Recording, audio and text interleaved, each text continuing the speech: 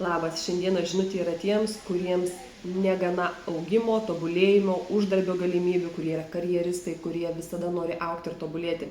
Taigi dažnai žmonėms didžiausia jų demotyvacija yra stagnacija jų darbe, jų veikloj, kai yra limitai ir ribos jų uždarbyje, jų galėjime kažkaip lavėti, tobulėti naujuose įgūdžiuose, kai yra viskas ribota, žmogui pasidaro nebeįdomu, jis nebemato prasmės.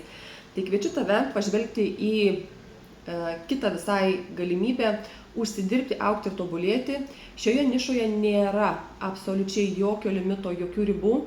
Tiek, kiek tu gebi iš savęs norėti, augti, uždirbti, kaip tu matai savo gyvenimą, kokios yra tavo svajonės, kokie yra tavo norai, koks tavo yra alkis geriems dalykams, naujiems dalykams, augimui, kuo tu nori tapti, kokį tu savo gyvenimą nori matyti, kaip tu tame gyvenime tu save nori pozicionuoti. Tai viskas yra apie šią verslo nišą, kurioje aš esu.